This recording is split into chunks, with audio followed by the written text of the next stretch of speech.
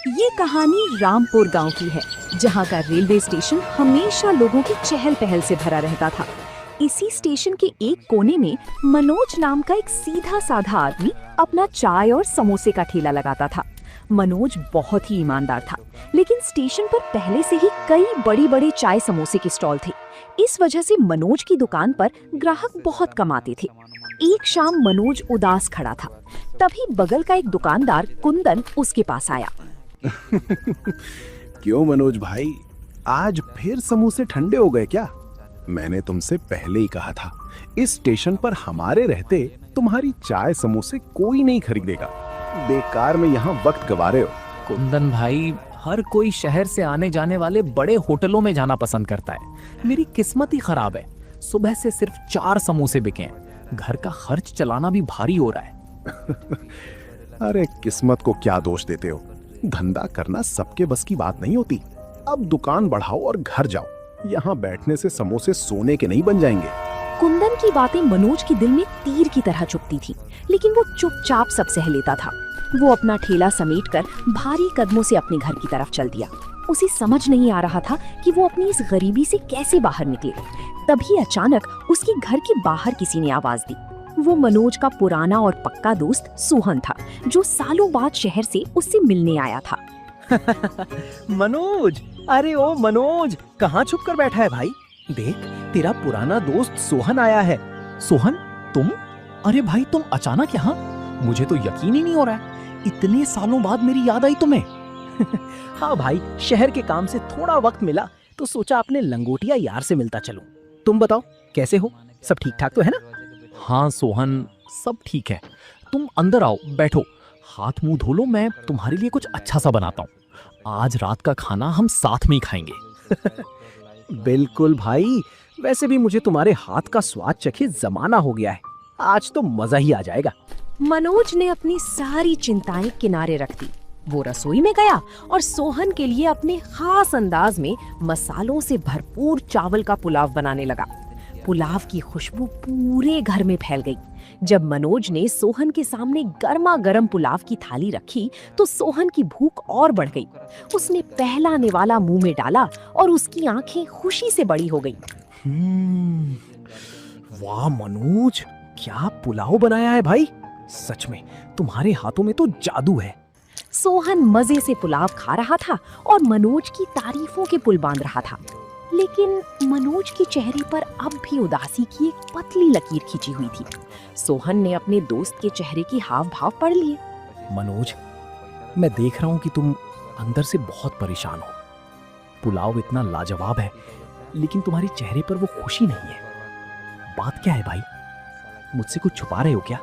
क्या बताऊं Sohan, Rampur railway station पर चाय और समोसे का ठेला लगाता हूँ, पर वहां पहले से ही इतने बड़े दुकानदार हैं कि मेरे ठेले पर कोई झांकता तक नहीं। दिन भर में 100 रुपया कमाना भी मुश्किल हो गया है। क्या तुम चाय समोसे बेचते हो? अरे मनोज, जब तुम्हारे पास पुलाव बनाने का ऐसा हुनर है तो तुम स्टेशन पर पुलाव का ठेला क्यों नहीं लगाते? ये स्वाद जो भी एक बार चखेगा वो दोबारा खींचा चला आएगा। अब पुलाव का ठेला? सोहन, स्टेशन पर लोग जल्दी में होते हैं, वहां सब चाय बिस्कुट या समोसा ही ढूंढते हैं। पुलाव कौन खरीदेगा? और फिर नया ठेला तैयार करने के लिए मेरे पास पैसे भी तो नहीं है। ये लो मनोज, ये 5000 रुपए रखो। ये समझो कि तुम्हारा दोस्त तुम्हारे इस नए काम में छोटा सा हिस्सा डाल रहा है। तुम कल ही से स्टेशन पर पुलाव का ठेला लगाओ। मुझे पूरा भरोसा है कि तुम्हारा ये काम बहुत आगे जाएगा। नहीं सोहन, मैं इतने पैसे तुमसे उधार नहीं ले सकता। तुम्हारी खुद की भी जरूरतें होंगी। मैं ये कैसे? चुप कर भाई, क्या दोस्ती में अब हिसाब किताब होगा? जब काम अच्छा चलने लगे तब लौटा देना। बस हिम्मत मत हारना और कल से ही पुलाव बेचना शुरू करो। सोहन की बातों ने मनोज के अंदर एक नई उम्मीद जगा दी। अगले दिन सोहन शहर वापस लौट गया। मनोज ने उन पैसों से पुलाव बनाने का नया सामान खरीदा और बड़े उत्साह के साथ रामपुर स्टेशन पर अपना नया ठेला लेकर पहुंच गया। उसने बड़े अक्षरों में बोर्ड पर लिखवाया था, स्पेशल वेज पुलाव। वो उम्मीद से ग्राहकों का इंतजार करने लगा।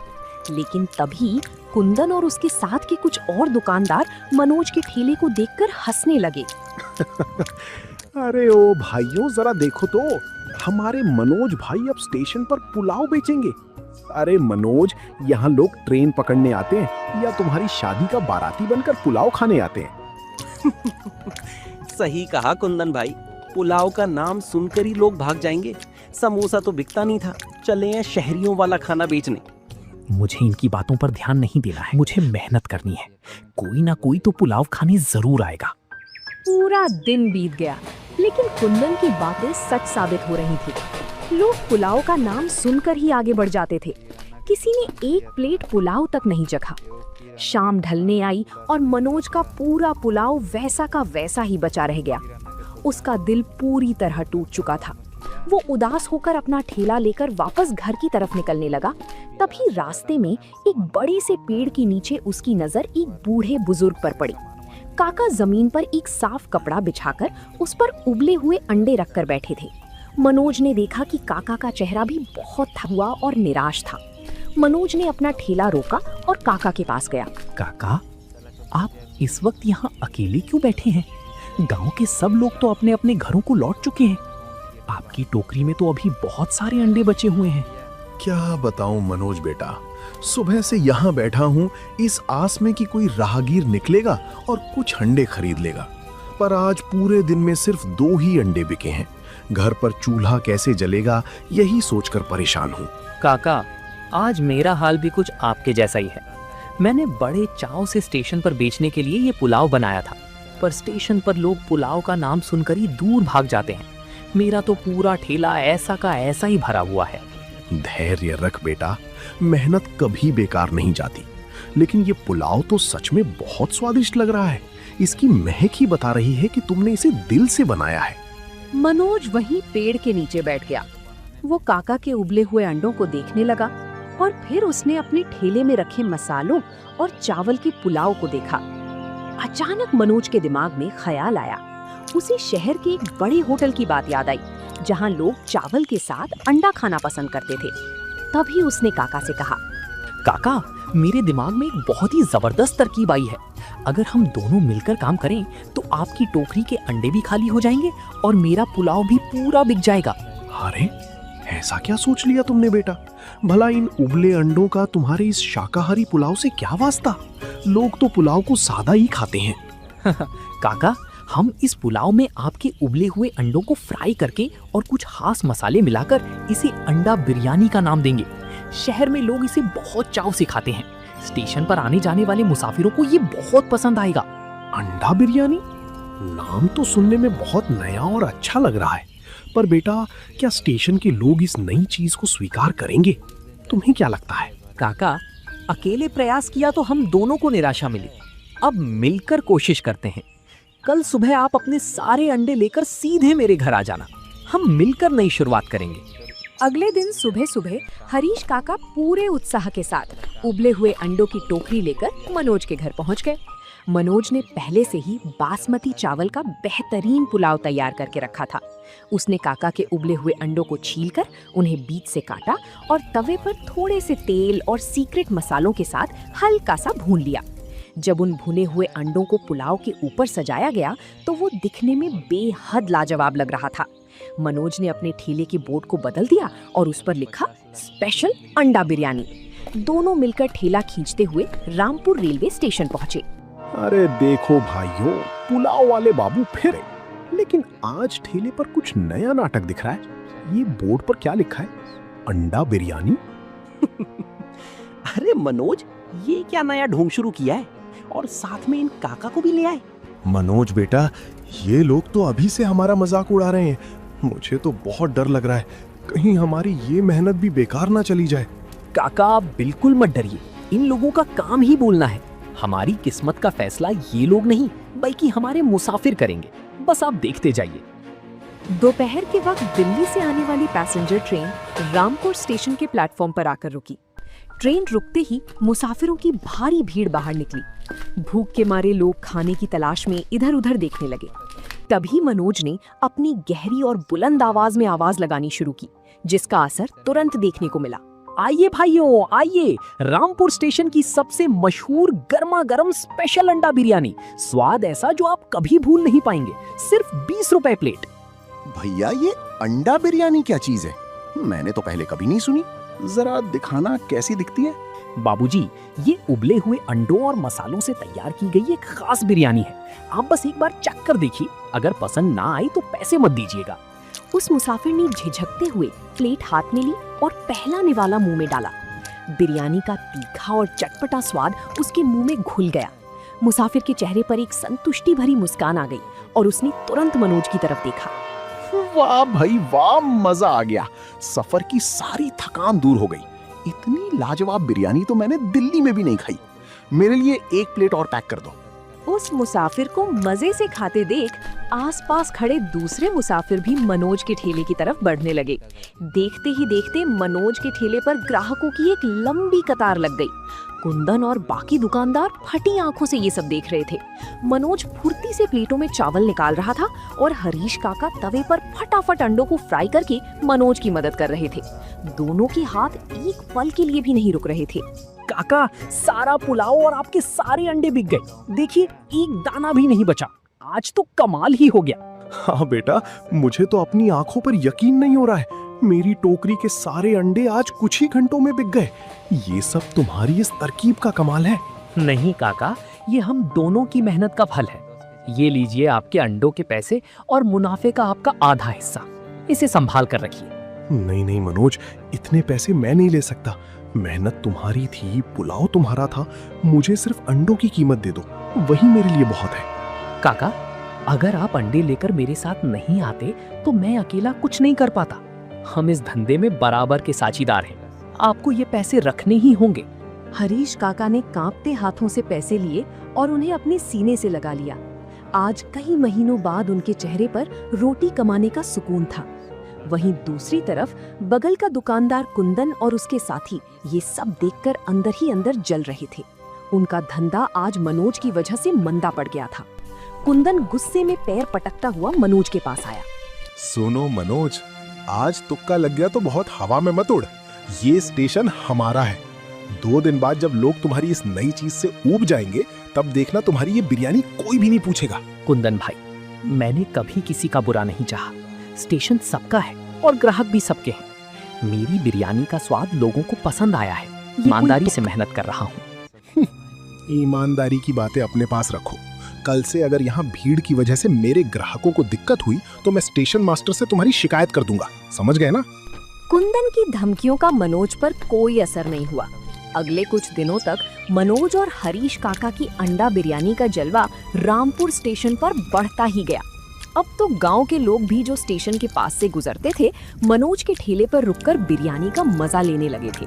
मनोज का काम इतनी तेजी से बढ़ा कि उसने अपने दोस्त सोहन के 5,000 रुपए भी ब्याज समेत वापस भेज दिए। लेकिन जैसे जैसे मनोज की तरक्की हो रही थी, कुंदन की ईर्ष्या दुश्मनी में बदलती जा रही थी। एक रात जब स्टेशन खाली हो गया, कुंदन ने अपने एक साथी दुकानदार के साथ मिलकर एक साजिश रची। राजेंद्र, इस मनोज का पत्ता साफ करना ही पड़ेगा। अगर इसकी बिरयानी ऐसे ही बिकती रही तो हमारी चाय समोसे की दुकानें बंद हो जाएंगी। हमें कुछ ऐसा करना होगा जिससे मुसाफिर इसकी बिरयानी का नाम सुनकर ही थूकने लगे। बात तो सही है कुंदन भाई, पर हम ऐसा क्या कर सकते हैं? लोग तो उसके स्वाद के दीवाने हो चुके हैं। स्वाद अपनी जगह है और सेहत अपनी जगह। कल सुबह जब मनोज अपना ठेला यहाँ खड़ा करके पानी लेने जाएगा, तब तुम चुपके से उसके बिरयानी के पतीले में ये खराब और बदबूदार तेल मिला देना। बस फिर देखना, जो भी उसे खाएगा उसका पेट खराब होगा और नाम मनोज का बदनाम होगा। लेकिन कुंदन भाई, अगर किसी को पता चल गया या पुलिस आ गई तो ये तो बहुत बड़ा जोखिम है। अरे डरपोक, कोई पुलिस नहीं आएगी। सब मुसाफिर चलती ट्रेन के होते हैं। पेट खराब होगा तो वो अगले स्टेशन पर चिल्लाएंगे। बदनामी रामपुर स्टेशन के इस बिरयानी वाले की होगी। बस जैसा मैंने कहा है वैसा ही करना। अगली सुबह मनोज और हरीश काका रोज की तरह अपनी ताजा और खुशबूदार अंडा बिरयानी लेकर स्टेशन पहुंचे। ट्रेन आने में अभी आधा घंटा बाकी था। मनोज ने हरीश काका से कहा कि वो स्टेशन के नल से पीने का पानी भर लाता है। काका तवे को साफ करने में व्यस्त हो गए। यही सही मौका देखकर राजेंद्र चुपके से मनोज के ठेले के पास पहुंचा। उसके हाथ में एक छोटी सी शीशी थी जिसमें खराब और मिलावटी तेल था। उसने काका की नजर बचाकर वो तेल बिरयानी के बड़े बर्तन में पलट दिया और चुपचाप वहां से खिसक गया। लेकिन वो ये नहीं जानता था कि ठीक उसी समय स्टेशन का एक सफाई कर्मचारी वहां से गुजर रहा था। उसने राजेंद्र को ठेले के पास कुछ संदिग्ध हरकत करते हुए देख लिया था। इधर मनोज पानी का डिब्बा लेकर वापस आ गया। तभी लखनऊ से आने वाली एक्सप्रेस ट्रेन प्लेटफॉर्म पर आकर रुकी। मुसाफिरों की भीड़ हमेशा की तरह मनोज के ठेले की तरफ बढ़ने लगी। मनोज ने मुस्कुराते हुए जैसे ही बर्तन का ढक्कन खोला, उसे बिरयानी से एक अजीब सी कड़वी महक आई। काका, जरा यहाँ आना। इस बिरयानी की महक आज रोज जैसी नहीं है। इसमें से कुछ अजीब सी बदबू आ रही है। आपने कुछ मिलाया था क्या इसमें? नहीं बेटा, मैंने तो कुछ नहीं छुआ। मैं तो तवे पर अंडे सेट कर रहा था। पर सच में महक तो बहुत खराब आ रही है। चावल का रंग भी थोड़ा बदला हुआ लग रहा है। अरे बिरयानी वाले भाई, जल्दी से 2 प्लेट लगाओ। ट्रेन सिर्फ 5 मिनट रुकेगी। इतना वक्त क्यों लगा रहे हो? बाबूजी, मुझे माफ करना। आज की बिरयानी में कुछ गड़बड़ लग रही है। मैं अपने ग्राहकों को खराब खाना नहीं खिला सकता।